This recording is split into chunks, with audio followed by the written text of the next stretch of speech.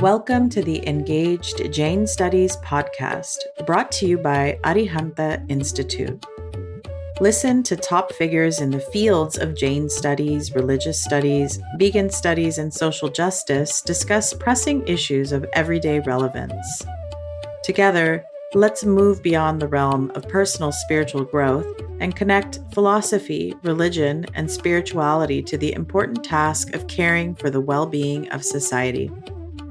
Learn about your world and how to change it on the Engaged Jain Studies podcast. So welcome everyone to a live version of the Engaged Jain Studies podcast brought to you by Arihanta Institute. My name is Jonathan Dickstein. I'm a professor of Jain and Vegan Studies at Arihanta Institute and also the lead organizer for our Vegan Studies initiative. I have also been the host for a few of these live versions of our ongoing podcast, the Engaged Jain Studies podcast, that you can find via our website or normal streaming venues. But a few times we do these special ones in which we incorporate video, and we also have some time for Q&A from the audience. So at the end of our talk, maybe go for about 40 minutes, 45 minutes, we'll voice some of the questions that are in the Q&A. So I certainly encourage you all out there to leave your questions in the Q&A, and I'll try to get to as many of them as possible. So today's podcast is with Sahana Mehta, Anjli Shah, and Mookim on the topic of radical Jainism. And this is really about, I'll get into this topic of radical Jainism or radical anything at all, but this is really a topic about Jainism across generations and Jainism across geography, and trying to understand how Jainism, in its engaged sense, as we stress at Arihanta, applies to contemporary problems and issues in 2025, obviously not just in India, but in the European diaspora, the North American diaspora, and elsewhere. And, when I have given podcasts, hosted podcast episodes in the Vegan Studies kind of program, I often ask guests how they got radicalized for animals. And a lot of people in vegan movement or animal movement will say there's nothing radical about compassion. There's nothing radical about that stance. And while that may be true in a political sense, right, there's a way in which a common feature of all radical politics or political forms is the stance that there needs to be some fundamental change to the status quo, right? And let's say if I'm using it in a neutral sense. So I guess that's kind of where I'm coming at in this question of radical Jainism. Is there a sense in which there's a status quo that needs to be changed or needs to be rethought or reconsidered? So I'll open it up kind of on that topic. So I titled the podcast Radical Jainism, and I'm kind of curious, maybe for the three of you, any first impressions, do these terms go together? What's the kind of initial response? And is there a such thing as a radical Jainism? Maybe I'll start off with Sahana, if that's okay. Yeah, happy to. Thank you so much. It's such a pleasure to be here with you all. So I am so excited to be here and talk about this concept and start to explore what it means to pursue a radical Jainism. And I think that in my mind, the practice of the values of Jainism can be considered radical in the current conditions that we live under. So in the conditions that are so deeply focused on wealth hoarding, wealth accumulation, greed, so on and so forth, the truths or principles of Jainism are radical, whether that is about non-stealing, non-greed, maintaining multiple viewpoints, pursuing non-violence. All of that is radical under the conditions that we exist in America and under capitalism. And so I believe that there is radical Jainism, and as Jains in the diaspora, that's something for us to continue to explore and cultivate. That's my first thought. No, that's great. And probably the audience is kind of curious about everyone here, and you can access all the bios through the event page. And we're going to get to some of the work that our guests are doing as we move on. But I kind of wanted us to dive in right away. So I don't know, Mo, do you have some thoughts on this? Yeah, definitely. And again, thank you for hosting us, Jonathan. And so happy to be here. My family was like, wait, you're on a podcast about radical? And then I sent them the link and they were like, oh my God, we have to tell our friends. So yes, it's an honor to be here. And yeah, I think I kind of chuckled at myself with the title Radical Jainism, mostly because I feel like sometimes using the word radical makes it sound like it's not something you should be. And just the idea that like my approach to Jainism is, I mean, it's very much informed by how my dad taught me about what Jain values are and what they mean, and the core ones being nonviolence, non-materialism, and non-egoism. And he just kind of like would repeat those like throughout my life. And I feel like none of those feel radical to me, taken at their face. And I think the more I sat with what those values mean to me, it was clear that they were like, I'm imagining what those values meant 2,500 years ago, before European colonization had basically dominated the whole world. And the European systems of extraction from the land at all costs, from like especially the sort of exploitation of land and ecosystems and of people being at the kind of being one of the core logics of our economic system and our society that we live in. I feel like, yeah, that's the way in which sometimes to be Jain did start to feel more and more radical, where actually in order to really practice nonviolence and compassion for all beings, we have to really question, like, okay, we get a job, we get an income from a job and we put it in a bank account. And then the bank loans that money to a fossil fuel pipeline that builds a new extraction project with it. And so it's not just like, oh, like I'm just trying to exist in a nonviolent way and I'm not harming anyone and I put my money in a bank account. And then once you look behind the curtains of how all of these institutions operate, and sometimes maybe they'll fund a healthcare facility with your money or give a loan to that facility, but other times they'll give a loan to a weapons company. And so how do you engage with money and in with jobs and with each other in nonviolent and like truly non-materialistic, non-egoistic ways has definitely been a big through line of my life and work. And Anjali? Yeah, thanks so much for this. I'm really excited for this conversation. And I've like loved all the conversations we've had so far. So excited for this one. I resonate a lot with what Sahana and Mo just shared. I think when I was thinking about this, I mean, I also kind of chuckled. I think my idea of like what's radical comes from learning about social movements where people have come together in mass to say things aren't right and to demand better and then to build better. And that's come from like Black liberation movements or the Chicano movement here in LA or indigenous land back movements. And so the way that I've learned about what it means to be radical has come from that lineage. And I think my values around Jainism have come from a really different history. And so I think I'm very much frankly actively in this inquiry of like, can you have radical Jainism? But I think when I think of radical Jainism, I think I kind of, in my head, I flipped it of not radical Jainism, but how do you apply Jainism radically? And as Sahana and Mo were talking about, especially in today's age, and, kind of drawing from the things that I learned from that other lineage is the two kind of quotes that stuck out to me were, so Angela Davis, who is an activist that folks are probably familiar with, who's out of prison. She's a big person in the Black liberation movement, obviously, and in prison abolition. And she says that radical simply means grasping things at the root. And I think that there is, in today's world, when I think about Jainism, like what does it mean to radically apply nonviolence and non-attachment as lay people who are living in community? That's what I think of. And that's kind of really to Mo's point, right? Like when we talk about veganism and, Jains are vegetarian, many Jains have been going vegan, and that comes from deep compassion for other beings.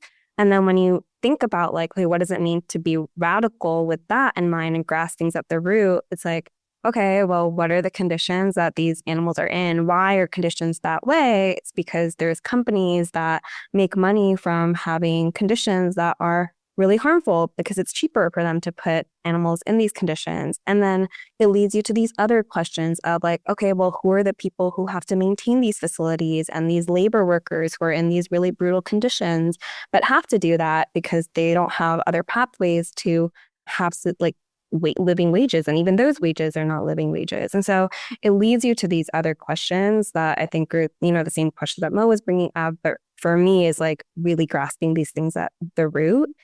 And then the second kind of thing that I was thinking about was Grace Lee Boggs, who is an activist that I've been learning a lot about, a revolutionary, and part of her story that I think has really stuck with me too, and is because she is an Asian American, or she was an Asian American, came from a privileged background as I do, and found her way into radical social justice movements in deep relationship with the Black Liberation Movement. And she talks about revolution and, being around redefining our relationships with each other and to the earth and to the world, and to find the courage to love and care for people as we love and care for our own families. And in that she's talking about Martin Luther King's idea of beloved community.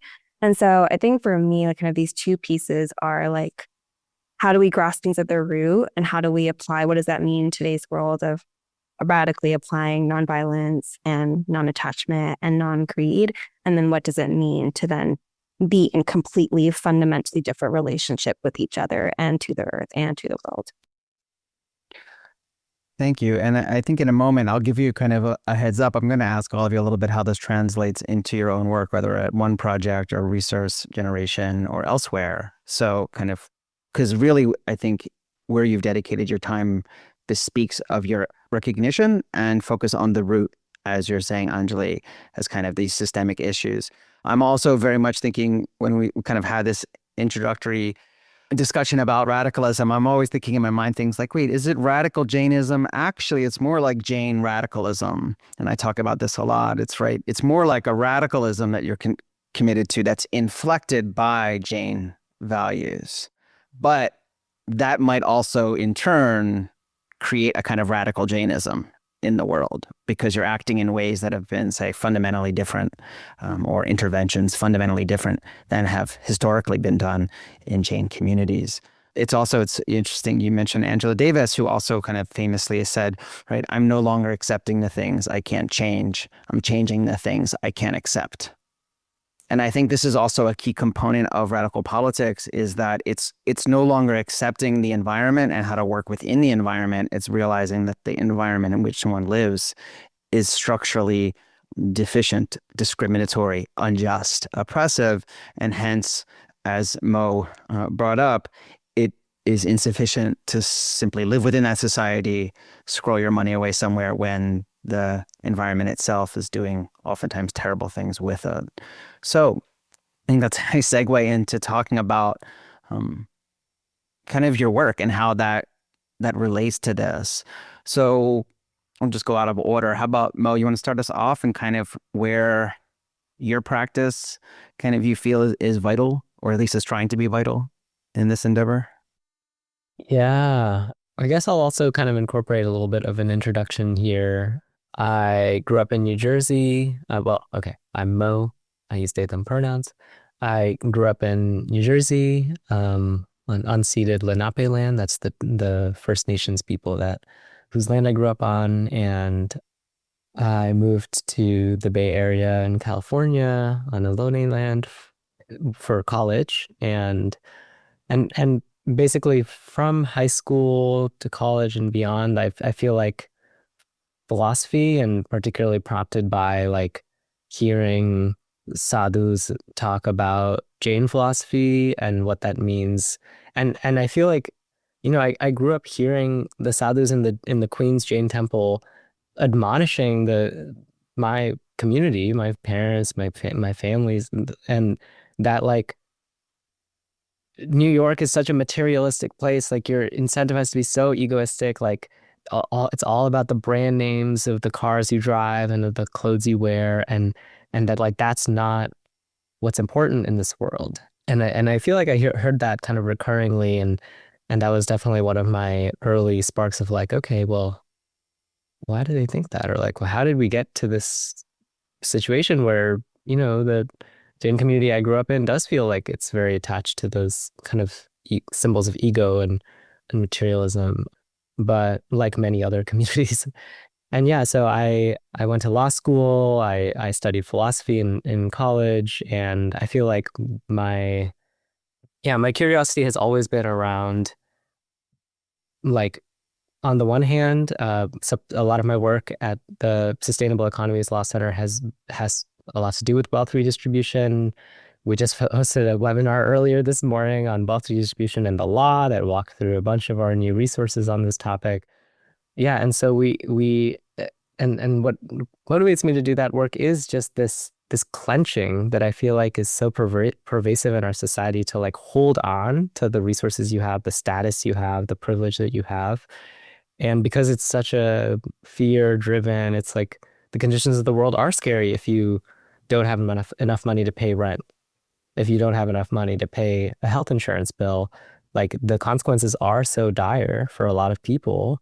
And so the way that, like, US culture, American society, global systems of capitalism encourage that sort of hoarding, and how to support people as Sahana talked about too, as they let go and feel the abundance of the world, like lean into the communities that will support them, and try to, instead of holding on to resources so that you can have housing, make sure that your whole community has housing. Like, how can you be part of struggles for housing as a human right? And so that's also what I do with my land and housing justice work, is also just thinking about the enormous violence that happens to poor people in this society, that happens to people that don't have housing. And so I'll sometimes like go to different sweeps, like, or evictions that are happening of unhoused people, and I'll just be there as I'm not there. I can't like really change everything about their situation, but I can document the police misconduct that might be happening. I can provide them food. I can help them move their stuff. I can just basically be there, support, and so what paying attention to the actual conditions that so many people live in, whether it's like farm workers or healthcare workers or unhoused people that do, maybe they have a job and they still can't make rent because it's so expensive in San Francisco and the Bay Area. And yeah, so my work has a lot to do with housing as a human right, how we can restructure our housing system so that it's actually meeting people's needs and not just about greed, not just about making money off of the property that you own.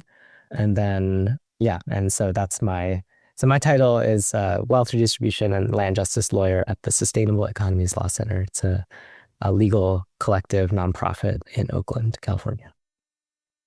Great. And maybe Sahana?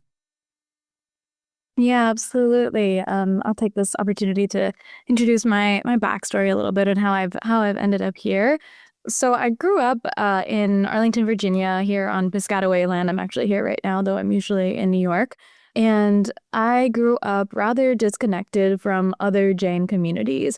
I think I went to one Jaina convention when I was a kid, and honestly, I only have a vague memory of it, and was kind of ready to go home or bother my parents while we were there.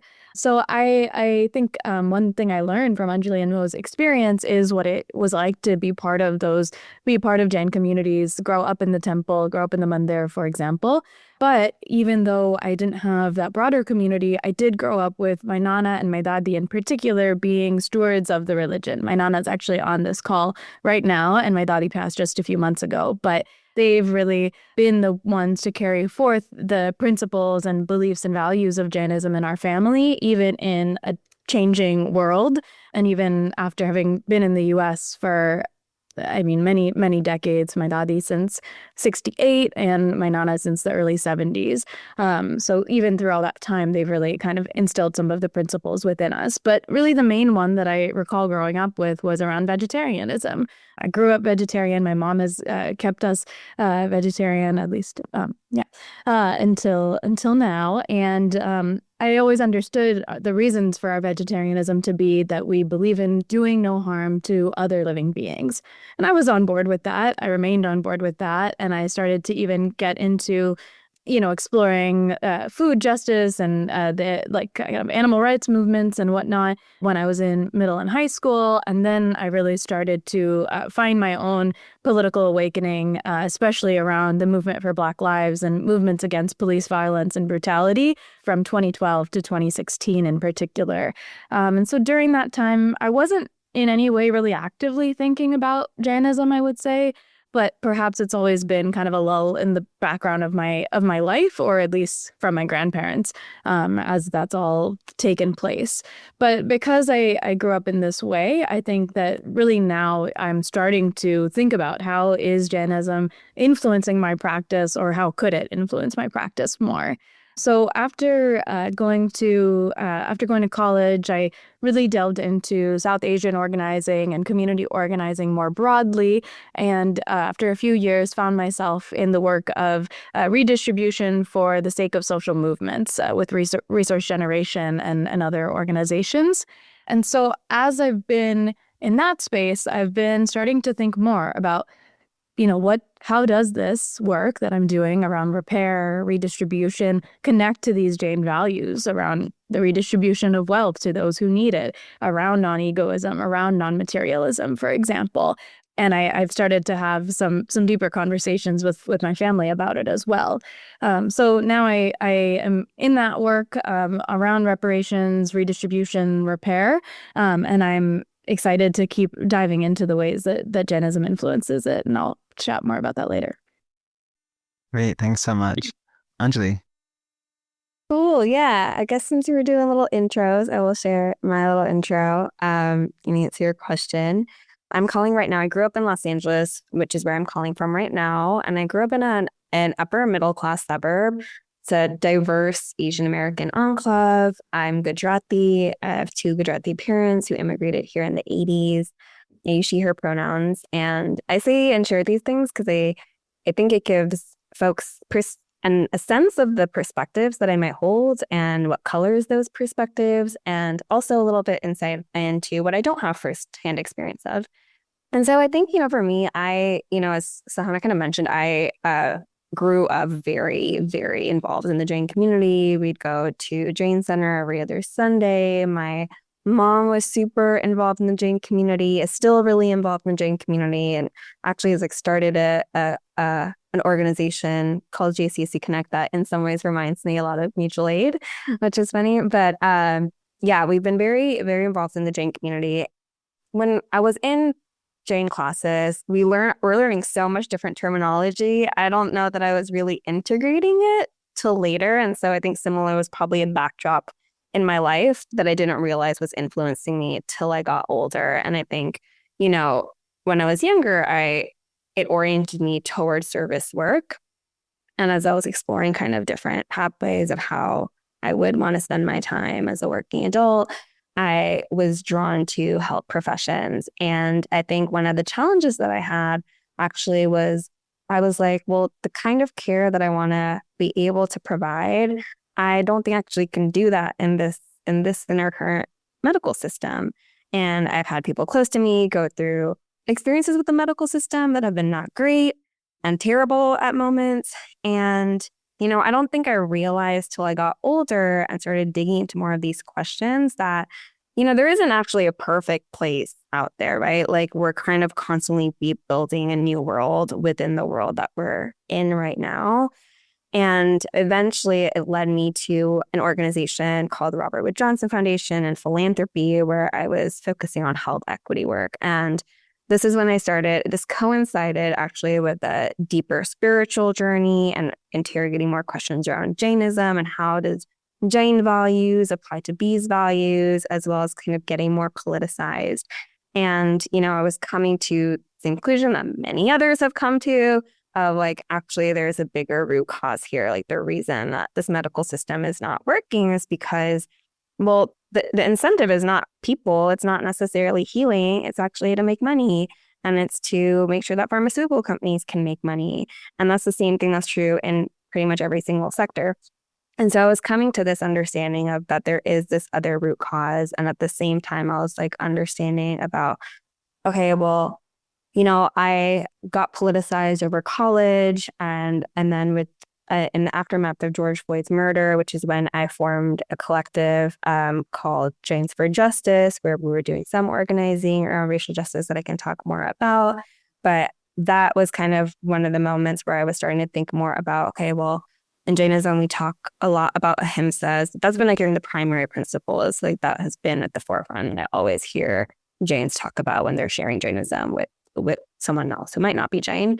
And I was like, okay, well, nonviolence is also not something that I was in the inquiry of was, well, it's not just not avoiding violence but it's also stopping violence when you see it happen. And it's also the presence of compassion. And so what does it look like? What do nonviolent systems look like? And I think that's when I started at that inquiry, really led me to thinking about when I was at Robert Johnson Foundation. I was starting to think, I was in philanthropy, where we're basically moving money to other organizations. And I think this was the same time that I started thinking as well about wealth redistribution, and also where does wealth come from? Like these large foundations, which folks may or may not be familiar with, but these large foundations have tons of assets, like a lot of money. And actually, then I found out that, okay, they're only by law, they only have to disperse 5% of their assets, which is a drop in the bucket, right? So it's like, and then the rest of that 95%, as Mo said, can go into fueling fossil fuels and putting investments there, right? So it's like you're fueling, like pouring gasoline on the fire with one hand and then like having a water gun with the other hand. And so I started thinking more about wealth redistribution in that context of working philanthropy and where does wealth come from? Where are all the places that wealth has been hoarded? And then actually, like, it's when you talk about redistribution of wealth, it's redistribution back to where wealth has actually originated from. And I think that's like really important. And so when I came to one project, I was really thinking about, okay, well, like I have a better idea of like things that we don't want, but like, what do we want to build? And at one project where we're really focused on is in supporting organizations and building infrastructure for a new economy where the priority is not profit, but the priority is people and planet. And, I think it starts really simply with the idea that people who are closest to the challenges are closest to the solutions. So when communities have the power to decide how to use shared resources to meet their needs, then people and planet can thrive, right? Like I'm going to be more interested and invested that my neighbors have clean water and that my neighbors have a place to rest their head than somebody who might own my property like 2,000 miles away. And so I think for me, part of where things have started to crystallize a little bit more has been around this principle of Parasparopagraho jivanam, like all life is bound together by interdependence, right? Like it's not just me helping out of the goodness of my heart or vice versa. It's because like my liberation or my sense, it's actually dependent on yours. Like we're in interdependence with each other, and it's a reciprocal relationship. And so I think that is what I see in like a different kind of economy where the incentives are different, that is really guided by interdependence with each other. And that's kind of where I've landed and where I am right now, also continue to do grant making kind of work. Wonderful. I'm going to exercise so much restraint and not going off on like a lot of different points of everything y'all mentioned, because I find it to be so resonant. And I think what you said at the end, Anjli, is really important of how much I think Jain values actually, this goes back to where we started, in a way that they're just so radical compared to typical industrial, racial, capitalistic values and systems, right? One of the most common things you may hear, right, in the US from general public is like, who's going to pay for it, right?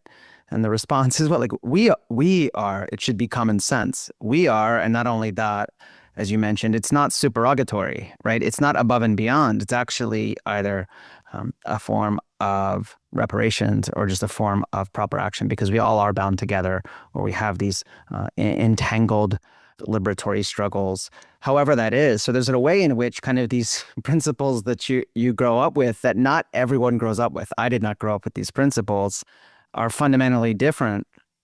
And sadly, as someone who's non-Jain and grows up in this country, it often feels like what you learn as the values are these ones that you have to deconstruct later on, such as, I have no moral responsibilities than to not commit harm to others directly. That almost seems to be this like common value, or the freedom to be left alone. It's this very much like individualistic, libertarian kind of ethos. And Jainism is just like fundamentally, at least let's just say in theory, kind of opposed to that on an ontological level, a philosophical level. But maybe in practice, it doesn't play out that way. So as I get to the next question then is kind of seeing this disjuncture, I guess, like how would then you see this divide in how social justice is understood generationally? Say, even with your family or peer groups.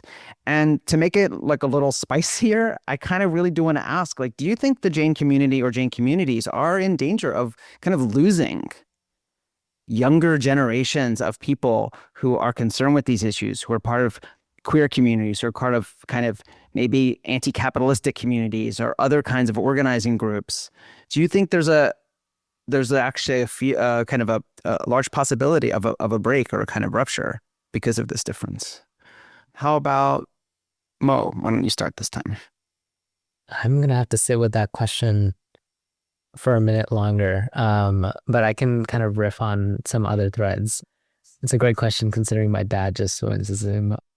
I feel like my one through line that I also wanted to emphasize is just like how like important like meditation has been to me, and me like building just like a felt sense of safety, and like how like feeling interconnected with the beings around me. And I started meditating in 8th grade after going to the Jain temple, where I assumed they were leading some stuff related to that. And now I'm, doing a 10-day Vipassana meditation this summer. And I feel like that spiritual practice of being at peace with the world, and also like realizing how little you need to be happy.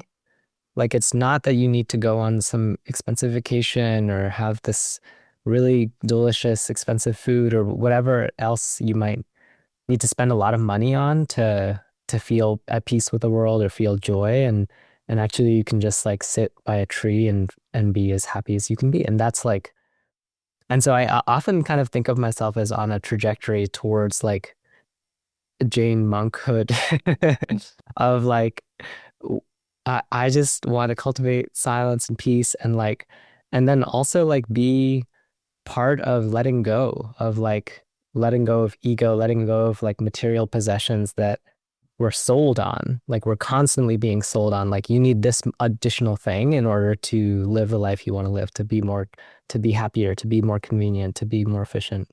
And yeah, and as far as like generational work and also like thinking about Chris's question and in the Q&A about like successes of bringing like surfacing values of nonviolence and compassion in the Jain community. I mean, I think it's been just exciting to be in conversation with other Jain folks other young Jain people that grew up in the US that are also really thinking critically about what does a nonviolent economy mean? Like, what does a nonviolent approach to money mean in a society where some people have a huge amount of resources, most people have not that many, and most people don't really have their needs met? Like, I think half of the renters in California are cost burdened. There's a litany of statistics, but half of Americans don't have $400 for an unexpected expense as of a few years ago. I mean, there's just, it's not just like some people have a lot, other people have not as much, but everyone's kind of fine. Like, that's not really the situation at all. So we're in this society where the inequality leads to so much violence being done against, like, what is the violence of like a kid going hungry at night? Like, sure, there's no gun involved, there's no hitting involved, but there's a hungry child that goes to sleep without food. Like, how do we think of our role in our economic and social systems as trying to like get to the root cause of that issue? And so I feel like the work that I've been doing is to unlearn wealth hoarding. I mean, that's like basically what I feel like has been the most exciting work that I've been able to do in resource generation. So Resource Generation is a national organization of young people with wealth privilege. Sahana worked there for a few years. And I've organized several cohorts of other young South Asian people who want to become leaders in redistributing wealth, land, and power. And to me, that's like to the service of a more compassionate and nonviolent society. And especially because in order to get to a more nonviolent society, we need social movements, as Anjli was saying, to lead the way to better ways of living, to better ways of organizing food and housing and healthcare and labor and all of these structures that need to be rethought with nonviolence and compassion and equality for all life as at the core. And to me, I think that could be taken up more and more by Jain people. And it's been exciting to be learning from and learning with other Jain folks in these cohorts have helped lead of people that are reflecting on their own practices around money, their own practices around who they're giving to and how much the places that you're giving can actually get us to a more nonviolent society. Is it just a Band-Aid, or is it actually something part of a movement that can actually create a lot of change in the world?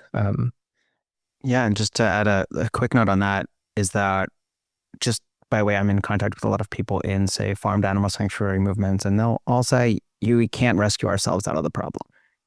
It's actually not even close to hitting the mark of the core issue. So just getting to your point of where maybe some money goes in all philanthropic communities, but also the Jain community, is it actually on the path to a certain horizon that you say it is? So how do you actually get on the path to that horizon point? Anjli. Yeah, sure. I'll try to be brief, but thank you for this question. I'm like so many thoughts, so I'm going to try to organize them. I mean, one thing that I'll just say to start with, to Mo's point, is like meeting Sahana and Mo has been so transformative for me in my heart. And I've just and I felt that when I've met other Jains too, who've been thinking about these questions. And I've been really grateful for the generosity that folks have showed in at different points in my journey and helping me learn. And so I just want to say there's people who are thinking about this. And if anybody wants to chat, I'll drop my email in the chat. I'm down to kiki and talk about any of this stuff all the time. But the couple of things I'll say to answer your question, I don't know if I'm in a position to say, is there a risk of rupture, schism in that way? I do know there's some Jain institutions that, for example, Young Jains of America, that have tried to kind of put some of these conversations forward as well. But I think there's a couple of things that are challenging. I think one is I've actually been really inspired by seeing other communities take actions, whether that's going to protests or having multiracial solidarities or build things that, and they make me think they might not be Jain, but I'm oh, that is what Karuna is, and that is what Seva is. And what they're doing is the way that I would really like to practice my Jain values. And so I think sometimes there's a challenge of, as Jains, there can be a lot of pride in our values and absolutely inform the way that we walk. And there's a lot that we can learn about how others have practiced values that we might have shared. And I think folks maybe in younger generations might be finding those communities that they're really resonating with that do practice those values in a ways that feel aligned outside of the Jain community. And so I think being able to have pathways to bring those learnings back into our community to help us figure out how can we practice these same things, there's an opportunity in that. And I think there is an opportunity to cultivate more of an egolessness across our community in that as well.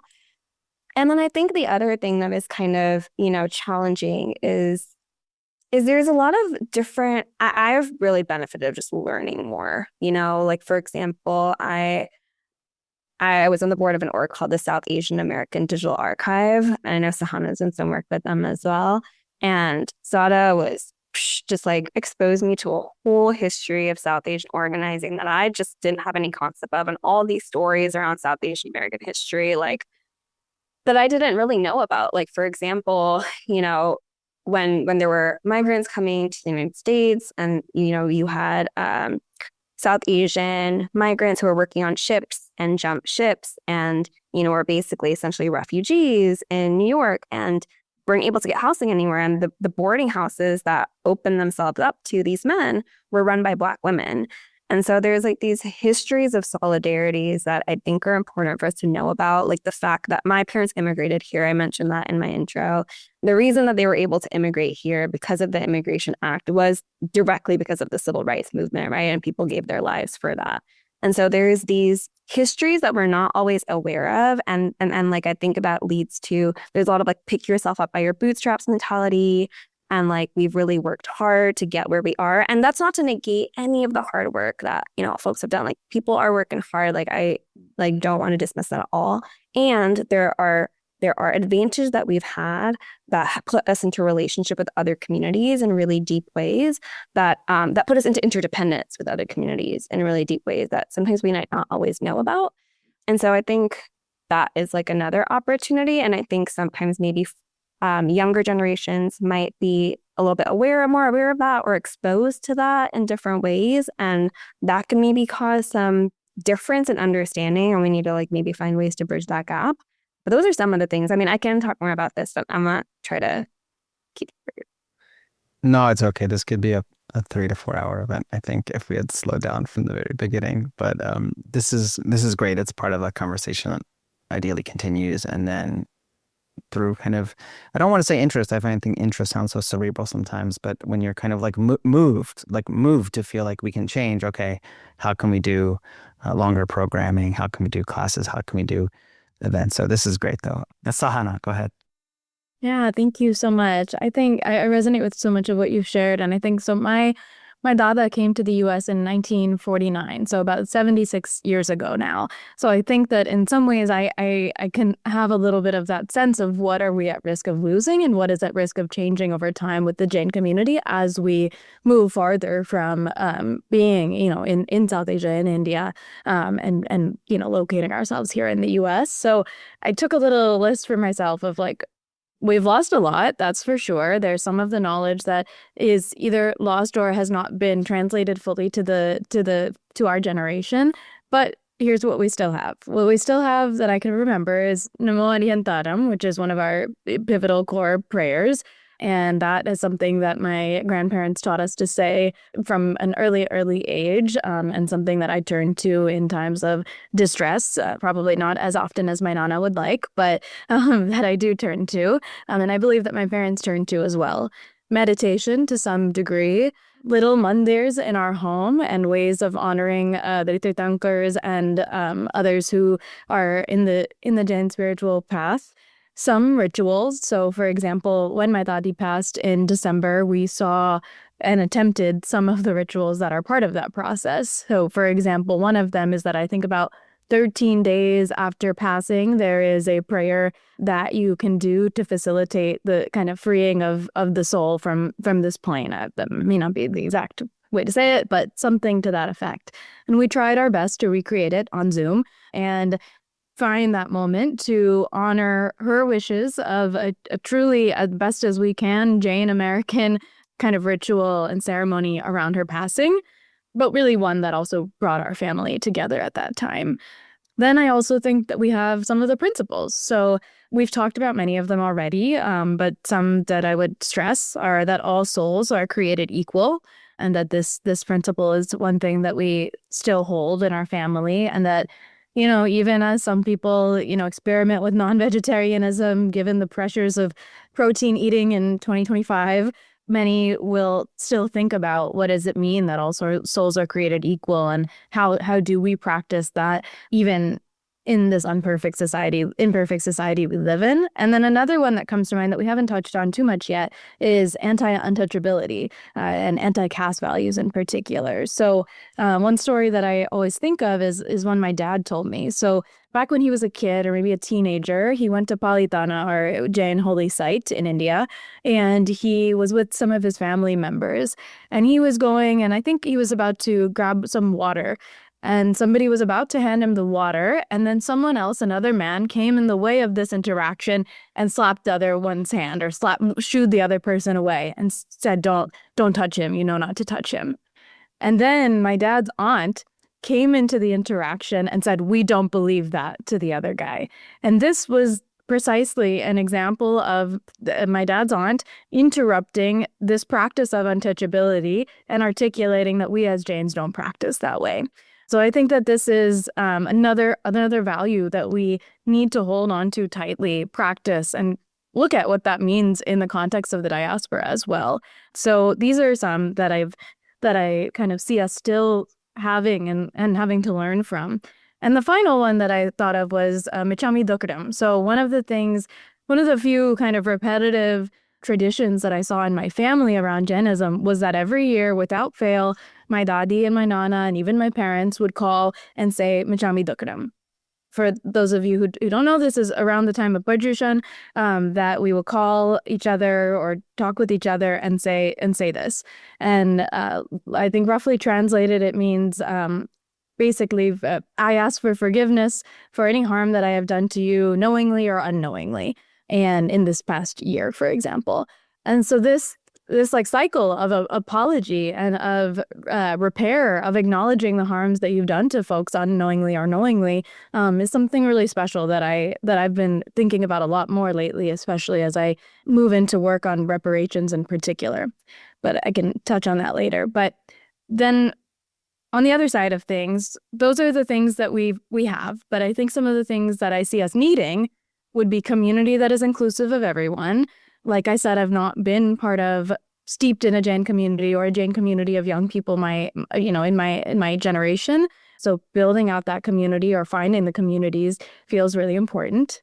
Knowledge bearing and carrying forth knowledge is really important. So how do we make the knowledge of our ancestors accessible to all of us as we move on? I'm already nervous as my dadi's passed. What knowledge have I lost in not gathering everything? But thankfully, I can still ask Nana, and we had a prep meeting before this session. And shared purpose also comes to me as the last thing that I feel like we need. And what does it look like to have a Jains for Justice or another type of formation that brings young Jains together around a shared purpose of fighting for equality, fighting for non-attachment, so on and so forth. Great. Thank you so much. So looking at the time, so here's what I'd like to do. I'd like to get to a few of these questions, and I'm thinking that maybe like I could give one of the questions to each of you as to at least address it. And then a kind of general last question we might go over slightly is basically asking, like, what do you think, right, on the ground needs to be kind of changed and embraced, right? Is it, say, within the Jain community, more of this kind of enthusiasm towards advocacy, towards organizing, towards dedicating efforts and resources there specifically and getting involved, as Sahana said, for actually fighting for social justice, right? Not in this very like poetic term or this kind of like nebulous sense, but legitimately doing these things. So that's kind of an overarching question. I'm curious of where you think maybe most urgently or most possibly, I mean, those are two different questions, but you think or you would like to see that kind of intervention take place.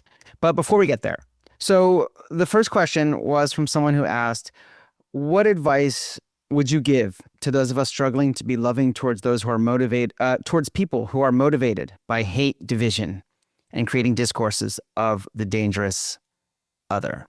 So anyone want to volunteer for that one specifically? Okay, Mo. Yeah, I was thinking about that one.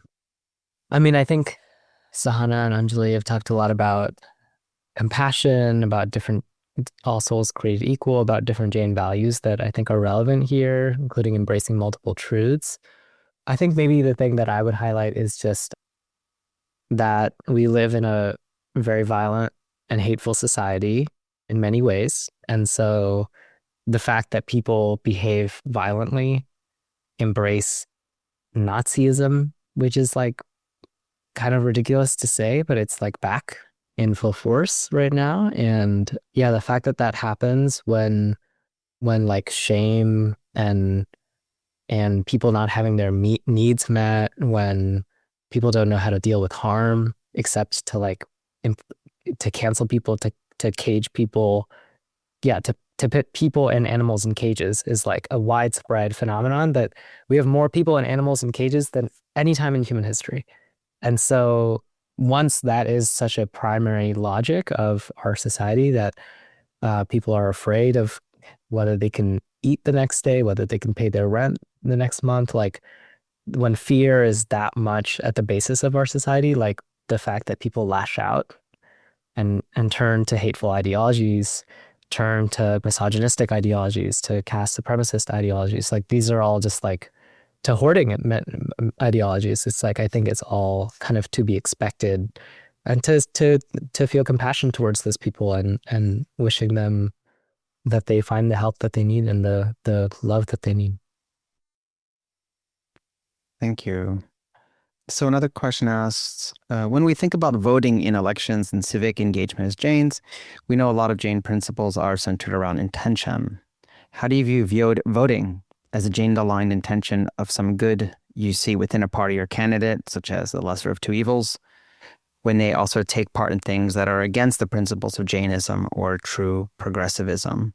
So I guess this would be a question about where do you think voting fits in? I mean, I just as a sidebar, I actually find that especially the American obsession with voting is kind of astounding and never ceases to amaze.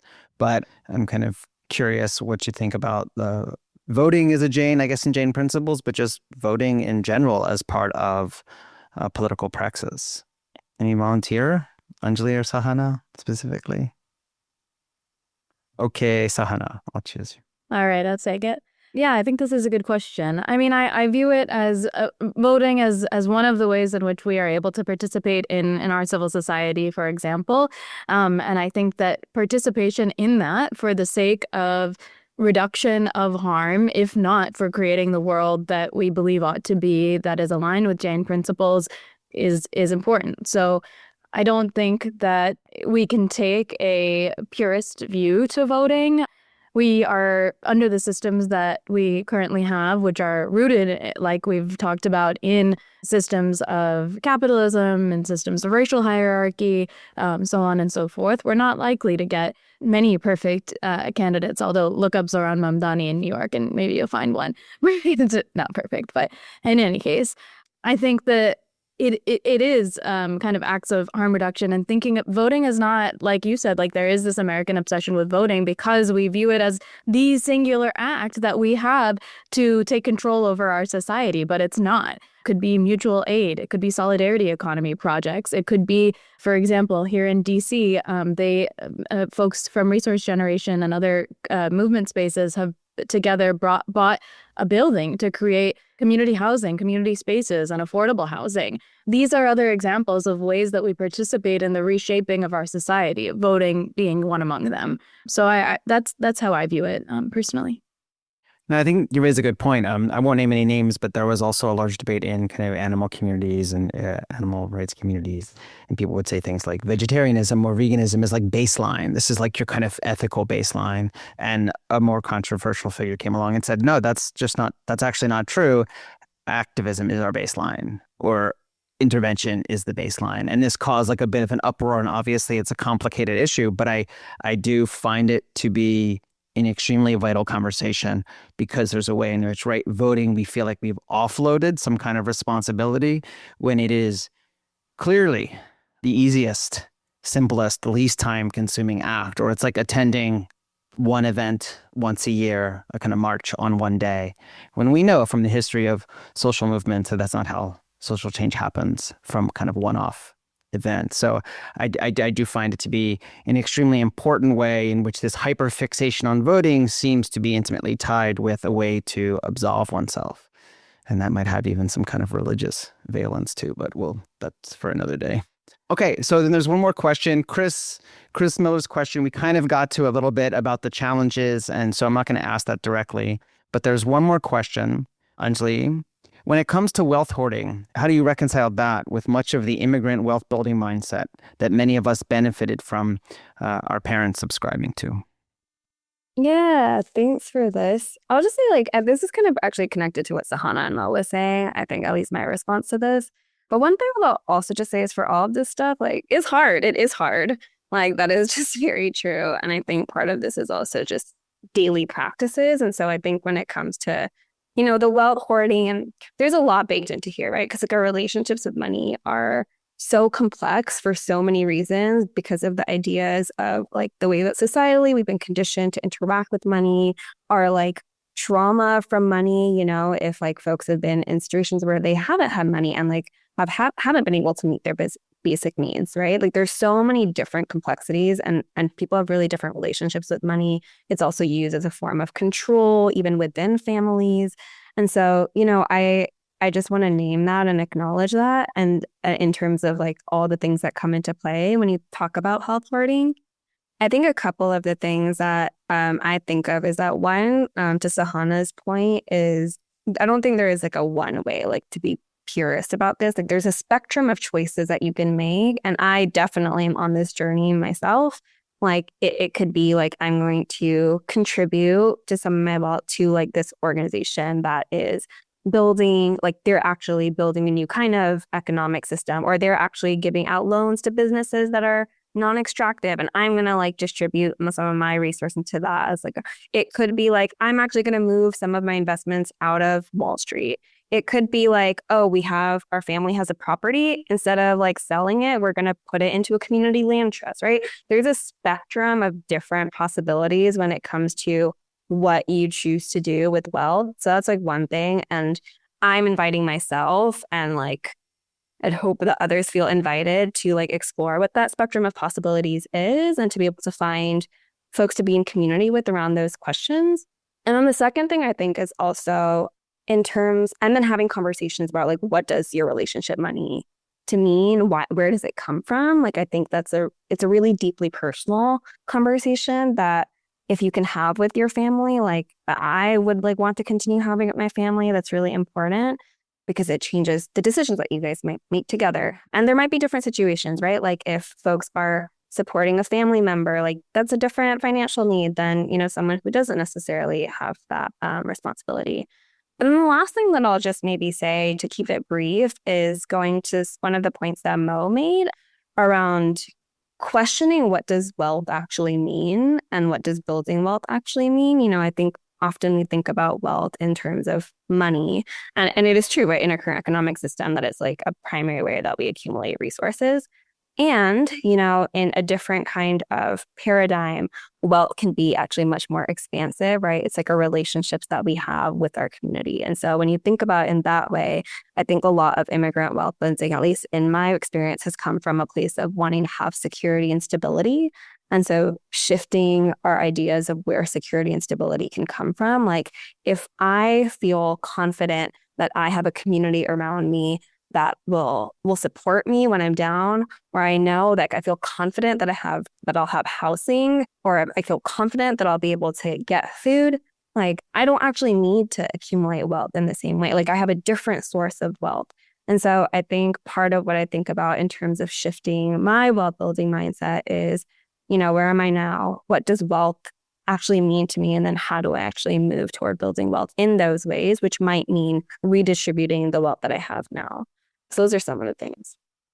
I think that those are some excellent points. I really do think it, for better or for worse, really explodes into these larger conversations, right? What has happened to a kind of like racialized extermination of the extended family?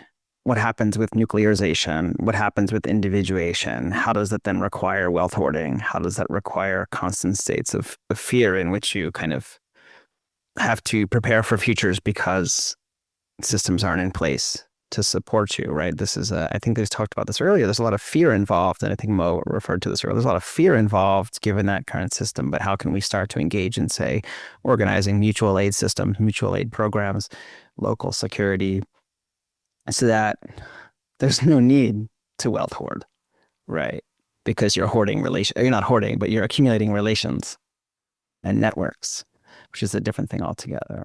So we're a little past the hour, and I was going to pivot to the last question, but what I'm going to do in a moment is just ask you if you have a final kind of word or two you'd like to share before we sign off for today. But I do want to emphasize something that Anjli brought up, which is that, yes, these things are hard, and also naming things isn't a calling out, right? These can be calling in, as they say. And also, I think there was something else you said that reminded me of what Nesar always says or writes about, this kind of tyranny of consistency, that we think that we want to make good choices. We get completely stifled by feeling like it's not perfect or it's not enough, but this is an incremental process. And we're also not individually responsible for all of the problems of the world ourselves. So I think that's kind of just a segue into if there's something you'd like to end on today that is in this vein of kind of encouragement, or where you think that some efforts can be made, or what you'd like to say to the community, that's a way to call people in and kind of help along this path. Because even from our few questions, it seems like this is what people are interested in. So I'll start with Mo. Yeah, thank you. This has been such an amazing conversation. I feel like the mantra I'm like gravitating towards right now is like open your heart. Just like let yourself be guided by love to more like and try to like an expanding circle of like people that you're motivated to help out when they're down. Like be in the practice of giving people money if they ask you for money and have no resources, like who you might see as homeless.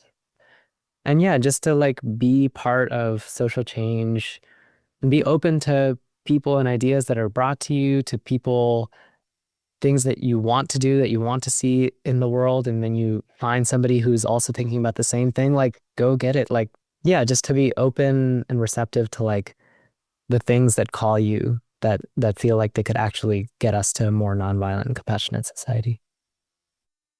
Thank you. And Sahana? Thank you. Yeah. So as I mentioned before, I'm shifting over to a organization that's focused on reparations specifically for the descendants of chattel slavery. So black folks who are the descendants of chattel slavery in the U.S. And the reason I bring that up is because the other day I was reflecting on some of their resources and the cycle of apology or the cycle of repair that they consider. And that cycle for them was reckoning, acknowledgement, accountability, and redress. And I asked my Nana the other day in preparation for this, Nana, how do you repair harm? When you've hurt somebody, how do you fix it? He says acceptance. First, you accept what you've done. Apology, you apologize or acknowledge what you've done. Correction, you take actions to correct that harm, but specifically based on the needs of the person you've harmed. So it's not just correcting it, it's correcting it based on the needs of the person you've harmed. And then finally, non-repetition. And he really stressed the importance of this. The reason I bring this up is because I think the proof is in the pudding, or the DNA of Jainism is one that tells us how to live in the societies that we are in, or tells us how to repair when things have been broken, repair when we have hurt each other. And so it doesn't tell us necessarily how to apply these practices, these principles and philosophies to the modern day, but it does tell us what to apply, if you will. So that was something that I really appreciated. And another example that I was thinking about for this conversation was that when I was talking to my Nana the other day, he told me for the first time, and I don't know how long we've been talking about my work around money and philanthropy and redistribution, he told me for the first time that he doesn't invest in arms manufacturing or killing animals. And that's an agreement that he has with his stock managers and finance managers, that he specifically doesn't do that. And he said, that's my religion. I don't do that. But the thing is that this is the first time I've ever heard of it. So I think what we have to do is push it to the next step of then we have to tell each other and talk to each other about the actions that we are taking in alignment with our faith, and organize at the very least those who share our values to take those actions. And I think a lot about the work Mo has done around embodied divestment and divestment from punitive carceral capitalist systems. So anyways, I just say that to say that I think we can remember that the DNA is in the faith in so many ways, and it's just up to us to interpret it, practice it, and strengthen our community around it. Wonderful. And Anjli? Yeah, Sahana and Mo gave such great parting things. Maybe I'll just double down on what they said. I think I'll go back to what I said at the beginning about what Grace Lee Boggs, paraphrasing what she says about what revolution is about, which is redefining our relationships to one another. And to Mo's point, like open our hearts, broaden our sense of who is community.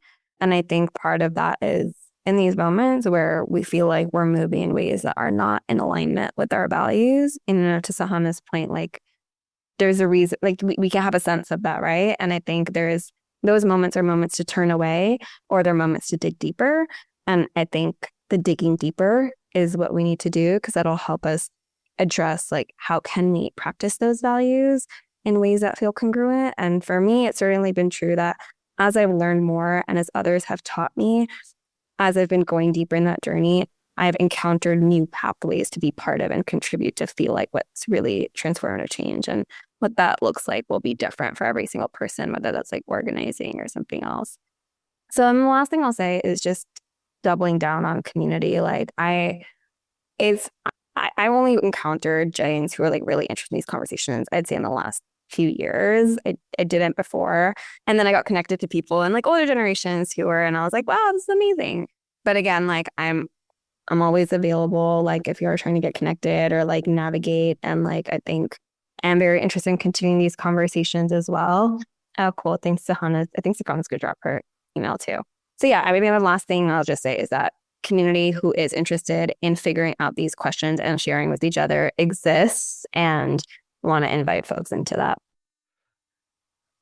Wonderful. Thank you all so much. Let me just also add Mo's email to this list that I've been sending out. And I actually want to say it's extremely inspiring, not just to hear about your work, but even in kind of parting, and I know we're a little bit over, we'll end in a second, in kind of your parting comments about how this is an individual process, an internal process to feel good about and feel connected. It's not just like, go find your local chapter of XYZ and get involved because it's some kind of duty you need to do, kind of arm twisted, but mostly just kind of reflecting on the values of your own tradition and even maybe values that are outside of the tradition but still resonate with Jainism. I mean, this is often how I found my way to Jain traditions. And that itself will kind of guide you in certain directions and be open, as Mo said, to different ideas and see that they might already resonate with ways you feel about the world, but you're just kind of scared or unfamiliar. And it's new territory, new ways to think about your needs, wants, wealth, relationships. And I think that's just really inspiring to hear. And I just want to thank you for that really kind of sophisticated, kind of macro way of not just analysis, but encouragement for folks. And I hope they really kind of take that to heart walking away from this podcast. So thank you all so much. I hope this is just the beginning of more conversations and more talking and support and interventions in the future. So Mo, Anjli, Sahana, thank you so much for joining the podcast today. And for everyone out there, thank you for listening, or for watching today, listening in the future. And we'll be back soon. Thank you for listening to the Engaged Jain Studies podcast, brought to you by Arihanta Institute, an IRC 501c3 nonprofit California corporation. If you enjoyed this episode, please subscribe, leave us a review on your favorite podcast platform, or better yet, tell a friend and share it with a colleague. At Arihanta Institute, we bridge ancient wisdom with contemporary living through accessible, self-paced online courses, free events, and a first-of-its-kind Master of Arts program in Engaged Jain Studies. Visit arihantainstitute.org to learn how our curriculum spanning Jain philosophy, social justice, veganism, environmental studies, and more can enrich your understanding of timeless principles in today's context. Jai Jinendra.